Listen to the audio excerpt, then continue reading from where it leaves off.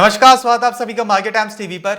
मैं हूं आपके साथ अखिलेश राठी और आज सिलसिला बाजारों का में हम चर्चा करने जा रहे हैं एग्री और नॉन एग्री कमोडिटीज के बारे में।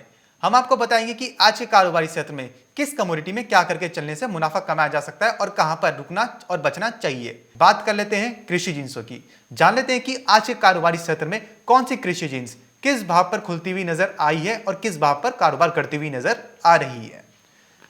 तो सबसे पहले यहां पे हम चर्चा कर रहे हैं चने के जनवरी वायदे की। तो चने का जनवरी वायदा आज 4465 के स्तर पर खुला है और इस वक्त 4460 के स्तर पर हरे निशान के साथ एक मामूली बढ़त के साथ कारोबार करता हुआ नजर आ रहा है चने का जनवरी वायदा। वहीं बीते सत्र में 4449 के पे क्लोज होता हुआ नजर आया था।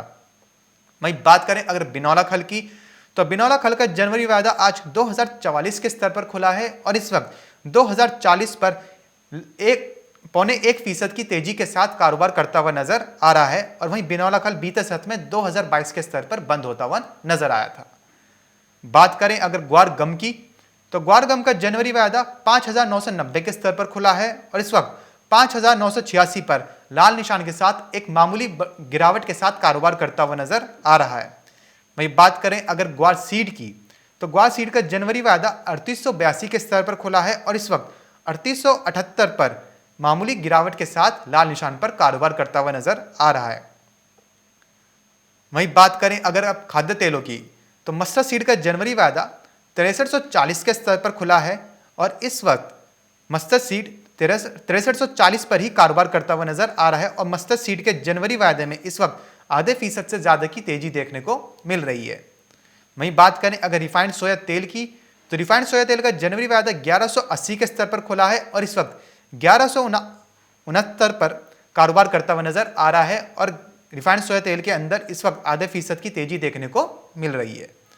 वहीं बात करें अगर सोयाबीन की, तो सोयाबीन का जनवरी वायदा 4650 के स्तर पर खुला और इस वक्त 4700 पर लगभग 1.5% की तेजी के साथ कारोबार करता हुआ नजर आ रहा है। जहां पे बीते सत्र में हमने देखा था कि खाद्य तेलों के अंदर एक गिरावट देखने को मिली थी, लाल निशान के साथ ट्रेड करते हुए नजर आ रहे थे खाद्य तेल। वहीं आज खाद्य तेलों के अंदर निचले स्तरों पर एक रिकवरी देखने को मिली और हरे निशान के साथ कारोबार करते हुए नजर आ रहे हैं। इस वक्त हमारे साथ जुड़ी है रूपा मेहता जी। आइए उनसे जान लेते हैं कि आज खाद्य तेलों में जो तेजी देखने को मिल रही है उसके पीछे के कारण क्या है और आज खाद्य तेलों में क्या रणनीति बनाकर चलना सही रहेगा। रूपा जी, जैसे कि हमने बीते सत्र में देखा था कि खाद्य तेलों के अंदर हमने एक मुनाफा वसूली देखने को मिली थी, लाल निशान के साथ ट्रेड करते हुए नजर आए थे खाद्य तेल। वहीं आज हरे निशान के साथ ही खुले हैं और हरे निशान पर ही कारोबार करते हुए नजर आ रहे हैं। सोयाबीन की बात करें तो सोयाबीन इस वक्त लगभग 1.5% की तेजी के साथ कारोबार करती हुई नजर आ रही है। तो हम आपसे जानना चाहेंगे इनके पीछे के कारण क्या है और आज खाद्य तेलों में क्या रणनीति बनाकर चलना सही रहेगा। देखिए, जहाँ तक खाद्य तेलों की बात है, खाद्य तेलों में तेजी का कारण जो है इंटरनेशनल मार्केट्स में आ रही तेजी की वजह से देखने को मिल रहा है। इंडोनेशिया और मलेशिया से जो पाम ऑयल इंपोर्ट किया जाता है उसकी कीमतों के अंदर काफी अच्छी तेजी देखने को मिली है। इस वजह से तेजी का रुझान बनता हुआ दिखाई दे रहा है। जैसे कि इंडोनेशिया ने अब 30% पाम ऑयल का इस्तेमाल बायोडीजल बनाने के लिए कर दिया है और इसी तरह से मलेशिया ने भी इस तरह का फैसला लेते हुए 20% पाम ऑयल का इस्तेमाल बायोडीजल के लिए आवश्यक कर दिया है। तो इस वजह से भाव के अंदर तेजी देखने को मिली है और पाम ऑयल के अंदर आ रही तेजी का इम्पैक्ट जो है अदर एडिबल ऑयल पैक के ऊपर भी आता हुआ दिखाई दिया है। और आज जो मार्केट हम देख रहे हैं, जहां पर सरसों की बात करें तो सरसों जहां पर देखा जाए डोमेस्टिक मार्केट के अंदर अगले महीने का वायदा अगर हम देखें तो उसमें गिरावट देखने को मिल रही है। तो वहीं सोयाबीन के अंदर आज गैप अप ओपनिंग देखने को मिली है। कल जो सोयाबीन 4500 के घरों में कारोबार करती दिखाई दे रही थी, आज एक बार फिर से 4700 के स्तर पर पहुंचती हुई दिखाई दी है। तो कहीं ना कहीं बाजारों के अंदर काफी असमंजस की स्थिति बनी हुई है कि गिरावट के बाद एक बार फिर से रैली जो है आती हुई दिखाई दी है। सरसों के अंदर भी आज देखा जाए तो करंट लेवल जो है वो अपसाइड मोमेंटम में है, लेकिन जो नेक्स्ट मंथ का लेवल है वो जो वायदा है उसमें 5800 के आसपास भाव देखने को मिल रहे हैं और कटान है, इस वजह से काफी उठापटक का दौर देखने को मिल रहा है। लेकिन सोयाबीन में एक अच्छी तेजी आई है और 4700 के पार सोयाबीन पहुंच चुका है और आज इंट्राडे में भी लग रहा है कि एक बार हो सकता है 4740 से लेकर 4760 तक सोयाबीन चला जाए। बहुत अच्छे लेवल्स हैं और मुझे लगता है कि इन लेवल्स के ऊपर एग्जिट लेने की बहुत अच्छी रणनीति हो सकती है। जी। और वहीं सेम एज इट इज जो रिफाइंड सोया ऑयल है, जब तक 1200 के ऊपर सस्टेन नहीं करता तब तक और ज्यादा अपसाइड मोमेंटम एक्सपेक्टेड नहीं है। 1200 के ऊपर मार्केट निकलेगा तो एक तेजी का रुझान बन सकता है, लेकिन हाल फिलहाल में यहीं पर बाजार सस्टेन होते हुए दिखाई दे सकते हैं। लेकिन सरसों के अंदर अभी जैसा कि एक्सपेक्ट किया जा रहा है कि आगे इसका प्रोडक्शन बढ़ सकता है और कीमतों के ऊपर एक दबाव बन सकता है। तो इसलिए मस्टर्ड के अंदर अभी खरीदारी को अवॉइड करें, बल्कि प्रॉफिट बुक करें। अच्छे लेवल्स हैं, जो करंट वायदा है इसमें निकल जाना चाहिए, और नेक्स्ट महीने के वायदा के अंदर भी आप देख सकते हैं कि काफी गैप है। इस वजह से सरसों के अंदर अभी दूरी बना के रखना चाहिए, और जो रखा हुआ है माल उसको लिक्विडेट करने की कोशिश करें, क्योंकि जैसे ही वायदा की एक्सपायरी होगी उसके बाद जो सरसों का भाव है वो 5800 के नीचे आ जाएगा, 5800 के आसपास देखने को मिलेगा वायदा के अंदर। तो काफी बड़ा गैप जो है वो 300-400 पॉइंट का देखने को मिल सकता है। तो इसलिए मुझे लगता है कि सरसों अब दबाव में रह सकती है, जबकि सोयाबीन भी ऊपरी स्तरों पर प्रेशर दिखाती हुई नजर आ सकती है। आज जो गैप अप ओपनिंग हुई है, इस जी। ओपनिंग के दौरान मुझे लगता है कि इसमें जो भी बाइंग पोजीशनिंग है उसको धीरे धीरे लिक्विडेट करना चाहिए। जी। तो जैसे कि रूपा जी ने बताया कि खाद्य तेलों के अंदर ये जो लेवल्स देखने को मिले हैं, आज तेजी देखने को मिली है, ये अंतर्राष्ट्रीय बाजारों में आ रही खाद्य तेलों में जो तेजी है उसकी वजह से देखने को मिल रही है। तो ये जो लेवल्स रूपा जी ने बताए हैं और वायदा बाजार में देखने को मिल रहे हैं, ये अच्छे लेवल्स हैं ऊपरी स्तर पर बिकवाली करने के लिए। फ्रेश एंट्री आपको नहीं लेनी है, ऐसी रूपा जी ने सलाह नहीं दी है। अपनी पोजिशन को सेल करके ही चले।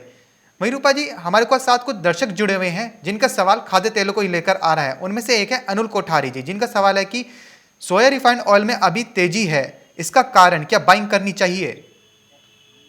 देखिए, तेजी सभी एडिबल ऑयल पैक के अंदर काफी उठापटक है। जी। इसको आप देखिए 1200 के नीचे बाजार लुढ़क चुका है, और जब तक 1200 के ऊपर सस्टेन नहीं करता तब तक इसके अंदर फ्रेश तेजी की अभी एक्सपेक्टेशन नहीं है। मुझे लगता है कि यहाँ से बाजार एक बार 1180 तक ऊपर जा सकता है। 1180 से लेकर हो सकता है आपको 1190 तक की भी आज की इंट्राडे में ट्रेडिंग के अंदर तेजी देखने को मिले, लेकिन बहुत ज्यादा अब यहाँ से मूवमेंट एक्सपेक्टेड नहीं है। मुझे लगता है कि यहाँ से दबाव बढ़ सकता है, तो इसलिए मेरे हिसाब से अभी इन लेवल्स के ऊपर बाइंग नहीं करनी चाहिए। जी। रूपा जी, कुछ दर्शक भी जुड़े हुए हैं जिनका सवाल सरसों को लेकर आ रहा है। इनका सवाल है कि क्या मार्केट के अंदर नई सरसों आने लगी है जिसकी वजह से सरसों में गिरावट देखने को मिल रही है? देखिए, बिल्कुल आप देखिए सरसों का जो अगला वायदा है उससे साफ इंडिकेट मिल रहा है कि प्रेशर जो है इस कमोडिटी के ऊपर आगे बढ़ता हुआ दिखाई जी। दे सकता है। करंट वायदा को आप छोड़ दीजिए, अब अगले महीने की अगर हम बात करें तो उसके अंदर ऑलरेडी प्राइसेस जो 5800 के आसपास है। तो फरवरी के अंदर आगे मार्च का, अगर आप फरवरी के बाद अगर आप अप्रैल वायदा देखेंगे तो वो तो 5200 रुपए के आसपास दिखाई दे रहा है। तो बहुत ज्यादा डिफरेंस है, 600 पॉइंट का आपको अगले वायदों में जी। डिफरेंस देखने को मिल रहा है। 500-600 का गैप है। तो जैसे क्योंकि इन फरवरी और मार्च के दरमियान जो है अराइवल्स आने चालू हो जाएंगे, और उसका भी इम्पैक्ट जो है, जब अराइवल्स का प्रेशर बढ़ेगा तो इम्पैक्ट जो है कीमतों के ऊपर आना लाजमी है, और उसके चलते ही अब हम देख रहे हैं कि बाजारों के अंदर दबाव है। इसीलिए मैं बार बार बोल रही हूँ कि जो भी आपके पास माल रखा है, बल्कि जो प्राइजेस मिल रहे हैं वो काफी अच्छे हैं प्राइजेस हैं, इन प्राइजेस पर धीरे धीरे लिक्विडेट करना चाहिए। आगे आने वाले दिनों में दबाव पड़ सकता है अराइवल प्रेशर की वजह से। सरसों मुझे लगता है कि हो सकता है वापस से 5500 के घरों में कारोबार करती दिखाई दे फरवरी वायदा, और जो अप्रैल का वायदा दिखाई दे रहा है 5200, वो हो सकता है 5000 के नीचे लुढ़क जाए। तो इसलिए बहुत कोशिश ट्रेड करना होगा, और सेलिंग की साइड में रहना ही मेरे हिसाब से ज्यादा सही रहेगा। जी। रूपा जी, जैसे कि आपने बताया कि आने वाले महीनों में अराइवल्स का प्रेशर देखने को मिल सकता है खाद्य तेलों के ऊपर, तो क्या अभी भी जबकि अराइवल्स आएंगी तो क्या तब भी खाद्य तेलों के अंदर उच्चतम स्तर देखने संभव हो पाएंगे? देखिए, अभी यहाँ से अब और ज्यादा तेजी की उम्मीद नहीं है। तो छुटमुट तेजी हो सकता है कि आपको देखने को मिले, लेकिन अब नए लेवल्स अचीव करना थोड़ा मुश्किल लग रहा है।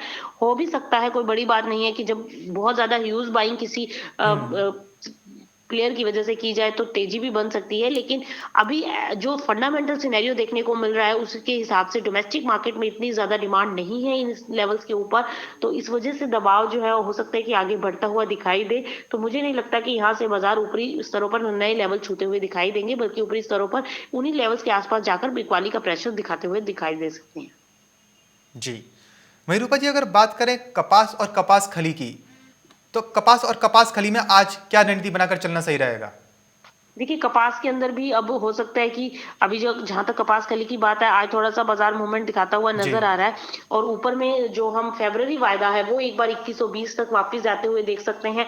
अभी जनवरी वायदा की तो एक्सपायरी है तो जो उसको छोड़ दीजिए, आप फ़रवरी वायदा की हुँ, बात करें तो ऊपर में 2080 से लेकर 2120 तक प्राइसेज़ जा सकते हैं। बहुत ज़्यादा तेज़ी दिखाई नहीं दे रही है, बाजार जो है सुस्त होते हुए नज़र आ रहे हैं। हुँ। और अगर पिकअप हुआ भी तो मार्केट यहाँ से मैक्सिमम तेजी 2200 तक जा सकती है।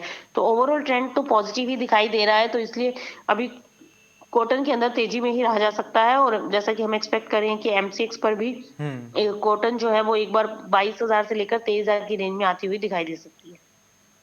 जी। तो क्या रूपा जी बिनौला खल के अंदर अभी भी निचले स्तर से ख खरीदारी की सलाह रहेगी? देखिए छोड़ 100 ₹1 की 80 से लेकर ₹100 की तेजी के लिए खरीदारी कर सकते हैं। बहुत ज़्यादा लंबी तेजी के लिए हुँ। इसमें खरीदारी में नहीं जाना चाहिए। जी। वहीं रूपा जी अगर बात करें मसालों की, तो मसालों में हमने देखा कि जीरा और हल्दी कहीं न कहीं अब तेजी का रुख पकड़ते हुए सामने आ रहे हैं। तो मसालों में आपकी तरफ से क्या सलाह रहेगी? मसालों की तरफ से हमेशा से ही मैंने बाइंग की ही रिकमेंडेशन दी है हुँ। कि बाय ऑन डिप रखिए इसको, लॉन्ग टर्म के लिए आप इसमें इन्वेस्टमेंट कीजिए, शॉर्ट टर्म आप इसमें नहीं आपको प्रॉफिट देखने को मिलेगा। और वही आप देखिए अब आज हल्दी के अंदर भी तेजी है और जीरा भी एक बार फिर से 13,000 के ऊपर जा जी। चुका है। अगले महीने के वायदा की बात करें तो जीरे के अंदर भी अब तेजी बनती हुई दिखाई दे रही है, तो ओवरऑल ट्रेंड पॉजिटिव है और यहाँ से हल्दी मुझे लगता है कि 6500 के स्तर दिखला सकती है। जी। तो क्या रूपा जी ये माना जाए कि जैसा आपने बोला कि हल्दी 6500 के स्तर दिखला सकती है, तो क्या मसालों में सबसे ज़्यादा जो मुनाफ़ा कमाने वाली कमोडिटी है वो हल्दी ही है? देखिए, बिल्कुल हल्दी के अंदर ही बहुत ज़्यादा पॉज़िटिव मोमेंटम दिखाई दे रहा है क्योंकि डिमांड अच्छी खासी निकल रही है। पहले जो हम दबाव देख रहे थे, बाज़ार हुँ। उठ नहीं पा रहे थे, अराइवल प्रेशर की वज़ह से जो है वो प्रेशर बना हुआ था अराइवल की वज़ह से। अब लेकिन वापस से बाज़ार उठते हुए दिखाई दे रहे हैं। तो मुझे लगता है कि सबसे ज़्यादा अब यहाँ पर जो मूवमेंट देखने को मिल सकती है, वो हल्दी के अंदर ही एक्सपेक्टेड है कि हल्दी वापस से तेज़ होती हुई दिखाई दे सकती है। और जीरा भी जो है अगले मार्च महीने की अगर हम बात करें, तो उसमें के अंदर भी एक अपसाइड मोमेंटम जो है वो जी। 14,000 तक हो सकता है। तो दोनों ही कमोडिटीज़ के अंदर अब पॉजिटिव मोमेंटम बनता हुआ दिखाई दे सकता है। जी। वहीं रूपा जी हमारे साथ बहुत सारे दर्शक जुड़े हुए हैं, दीपक शर्मा जी, उनके साथ 1-2 लोग और हैं जो चने के बारे में जानना चाह रहे हैं। चने में क्या करके चलना सही रहेगा?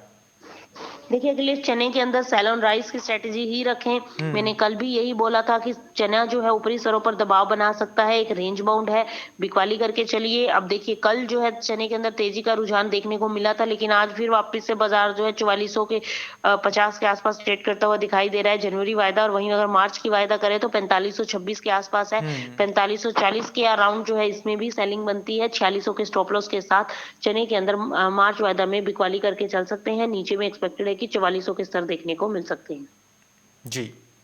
वहीं रूपा जी अगर बात करें ग्वार गम और ग्वार सीड की, तो आपकी तरफ से यही सलाह रही है कि ऊपरी स्तर पर बिकवाली करके चलें, तो क्या आज भी वही सलाह रहेगी? देखिए, जहाँ तक ग्वार गम और ग्वार सीड की बात है, कोई बहुत ज़्यादा मूवमेंट आ नहीं रही मार्केट के अंदर हुँ। और एक सुस्त दायरे में कारोबार है। आज थोड़ा-सा जी। बाज़ार पॉज़िटिव जहाँ तक गम का लग रहा है, वहीं सीड के अंदर आज दबाव है। तो ओवरऑल 6080 तक ऊपरी स्तर हो सकता है, ग्वार गम में देखने को मिले अगले वायदा में फ़रवरी में। और सेम एज़ इट इज़ अगर सीड की बात करें तो 3940 तक मैक्सिमम तेज़ी हो सकती है। वहाँ से वापस से बाज़ार दबाव दिखा सकते हैं। अगर ग्वार सीड में तेज़ी बनी भी तो अखिलेश यहाँ से ज़्यादा मुझे लगता है कि 4000 तक ऊपर जा सकता है। इससे ज़्यादा तेज़ी एक्सपेक्टेड नहीं है। जी। रूपा जी, वहीं से बात करें अगर मंडियों की, तो मंडियों में हमने देखा कि जब से सरकार ने प्याज के एक्सपोर्ट से बैन हटाया है, तब से प्याज की कीमतें कहीं न कहीं सुधरती हुई नज़र आ रही हैं।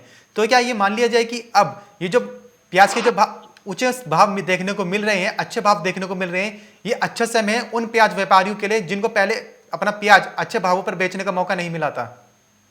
देखिए, बिल्कुल अभी जो ये तेज़ी आ रही है, इस तेज़ी के अंदर ये एक अच्छा मोमेंटम है मार्केट के अंदर जहाँ पर आप माल जो है वो एग्जिट ले सकते हैं। क्योंकि देखिए जो प्याज के अंदर तेज़ी देखने को मिल रही है वो फार्मर प्रोटेस्ट की वज़ह से ही देखने जी। को मिल रही है। क्योंकि कहीं न कहीं अराइवल के ऊपर इसका असर आ रहा है कि मंडियों में माल पहुँच नहीं पा रहा है। इस वज़ह से कीमतों के अंदर उछाल है। और जहाँ पर आप देखिए जहाँ पर ये प्रोड्यूसिंग एरियाज़ हैं वहाँ पर कोई बहुत ज़्यादा तेज़ी नहीं आई हुँ। है। लेकिन दूसरी मंडियों में माल ना जा बनने की वज़ह से बाकी जगहों पर तेज़ी का रुझान बनता हुआ दिखाई दे रहा है।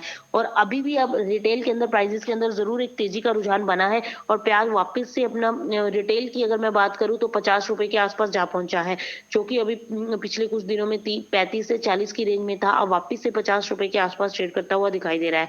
हो सकता है कि रिटेल में प्राइसेस एक बार फिर से 60 रुपए का स्तर छू ले, क्योंकि अगर इसी तरीके से फार्मर प्रोटेस्ट चलता रहा और अराइवल्स के ऊपर जी। अराइवल्स नहीं पहुंच पाई मंडियों में, तो वापस से तेजी का रुझान दिल्ली एनसीआर में बनता हुआ दिखाई दे सकता है। न केवल दिल्ली एनसीआर में बल्कि और भी जगहों पर कीमतें तेज होती हुई दिखाई दे सकती हैं। तो मुझे लगता है कि ऊपरी स्तरों पर बिकवाली की ही रणनीति अपनानी चाहिए जिन्होंने स्टॉक किया हुआ है, क्योंकि अब जो तेजी आएगी इस तेजी के अंदर माल को निकालने में ही समझदारी है। आगे जैसे ही स्थितियां सामान्य होंगी फिर कीमतों के ऊपर दबाव बन सकता है। जी।